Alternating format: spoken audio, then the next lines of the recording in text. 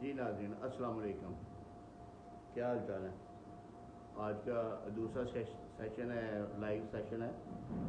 اصل میں نے یہ پلان کیا ہے کہ جب بھی کوئی دوست کوئی بھائی کوشچن کرے گا تو اس کو، اگر کوئی زیادہ دوست بھائی اکٹھے کوشچن کرتے ہیں، ایک ہی طرح کا کوشچن ہے، تو اس کو باقاعدہ لائیو جا کے جو ہے نا پھر اس کو آنسر کیا جائے گا اور ان کو سمجھایا جائے گا کہ یہ اس طریقے سے جو ہے نا آپ نے مینج کرنا ہے۔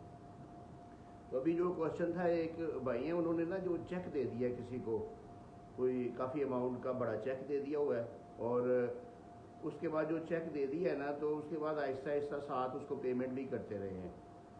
تو جب پیمنٹس کرتے رہے ہیں تو اس کا ریکارڈ ان کے پاس تو موجود ہے، کیونکہ آن لائن پیمنٹس کرتے ہیں، لیکن وہ چیک واپس نہیں لیا۔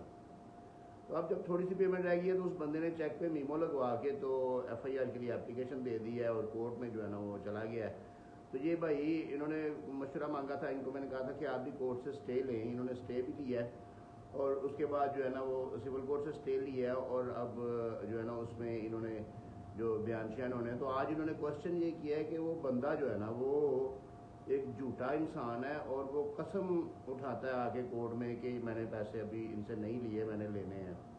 تو قسم کی کیا حیثیت ہے؟ تو اس کا یہ ہے کہ کورٹ جو ہے نا، پہلے آپ یہ سمجھیں کہ عدالت کا مطلب ہے عدل انصاف کرنا۔ عدالت کا یہ مطلب نہیں کہ یہ کوئی پنچایت بیٹھی ہوئی ہے جو ادھر سے کوئی دو تین بندے اکٹھے کرے گی اور ان سے قسمیں لے گی، اور ادھر سے دو تین بندے اکٹھے کرے گی ادھر سے قسمیں لے گی، ایسے نہیں ہے۔ قسم کا کورٹ میں جو کنسیپٹ ہے نا قسم لینے کا، قرآن پاک اٹھانے کا، حلف اٹھانے کا، وہ کنسیپٹ یہ ہے کہ اگر دونوں پارٹیز ایگری ہوں، اگر دونوں پارٹیز اس پہ متفق ہوں تو وہ قسم اٹھا کے اس پہ فیصلہ کر سکتے ہیں۔ لیکن اگر دونوں پارٹیز متفق نہیں ہیں تو کورٹ اس پہ کسی پارٹی کو مجبور نہیں کر سکتی کہ ایک بندہ قسم اٹھا رہا ہے اور تم اس کا جو ہے نا وہ اس پہ یقین کرو اور تم یہ والا فیصلہ مانو، نہیں۔ وہ میٹر آف ایویڈنس پہ جائے گا۔